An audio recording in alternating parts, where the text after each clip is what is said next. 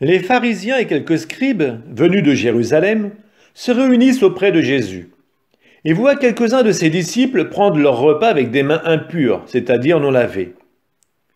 Les pharisiens, en effet, comme tous les juifs, se lavent toujours soigneusement les mains avant de manger, par attachement à la tradition des anciens. Et au retour du marché, ils ne mangent pas avant de s'être aspergés d'eau, et ils sont attachés encore par tradition à beaucoup d'autres pratiques, lavage de coupes, de carafes et de plats. Alors les pharisiens et les scribes demandèrent à Jésus, « Pourquoi tes disciples ne suivent-ils pas la tradition des anciens? Ils prennent leur repas avec des mains impures. » Jésus leur répondit, « Isaïe a bien prophétisé à votre sujet, hypocrite. Ainsi qu'il est écrit, « Ce peuple m'honore des lèvres, mais son cœur est loin de moi. » C'est en vain qu'ils me rendent inculte. Les doctrines qu'ils enseignent ne sont que des préceptes humains. Vous aussi, vous laissez de côté le commandement de Dieu pour vous attacher à la tradition des hommes. Il leur disait encore, « Vous rejetez bel et bien le commandement de Dieu pour établir votre tradition. En effet, Moïse a dit, « Honore ton père et ta mère. » Et encore, « Celui qui maudit son père ou sa mère sera mis à mort. » Mais vous, vous dites, « Supposons qu'un homme déclare à son père ou à sa mère, « Les ressources qui m'auraient permis de t'aider sont corbanes, c'est-à-dire dons réservés à Dieu. » Alors vous ne l'autorisez plus à faire quoi que ce soit pour son père ou sa mère. Vous annulez ainsi la parole de Dieu par la tradition que vous transmettez. Et vous faites beaucoup de choses du même genre. Appelant de nouveau la foule, il lui disait, « Écoutez-moi tous, et comprenez bien.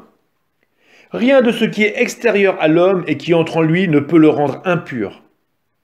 Mais ce qui sort de l'homme, voilà ce qui rend l'homme impur. » Quand il eut quitté la foule pour rentrer à la maison, ses disciples l'interrogeaient sur cette parabole. Alors il leur dit, « Êtes-vous donc sans intelligence, vous aussi? Ne comprenez-vous pas que tout ce qui entre dans l'homme en venant du dehors ne peut pas le rendre impur? Parce que cela n'entre pas dans son cœur, mais dans son ventre pour être éliminé. C'est ainsi que Jésus déclarait purs tous les aliments. Il leur dit encore, « Ce qui sort de l'homme, c'est cela qui le rend impur. Car c'est du dedans, du cœur de l'homme, que sortent les pensées perverses, inconduite, vol, meurtre, adultère, cupidité, méchanceté, fraude, débauche, envie, diffamation, orgueil et de mesure.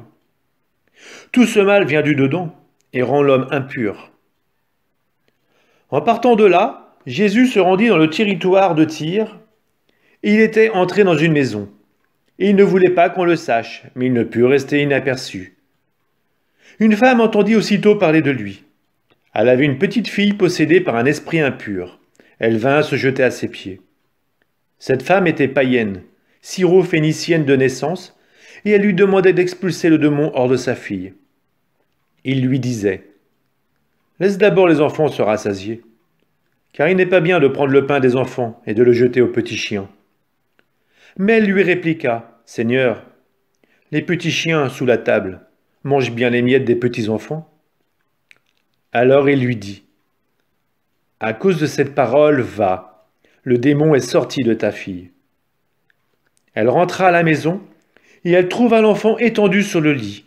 Le démon était sorti d'elle. Jésus quitta le territoire de Tyr.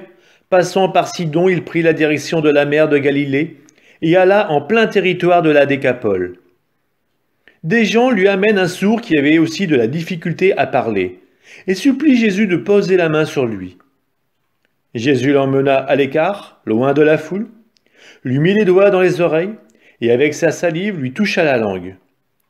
Puis les yeux levés au ciel, il soupira et lui dit « Ephata », c'est-à-dire « ouvre-toi ». Ses oreilles s'ouvrirent, sa langue se délia et il parlait correctement. Alors Jésus leur ordonna de ne rien dire à personne. Mais plus il leur donnait cet ordre, plus ceux-ci le proclamaient.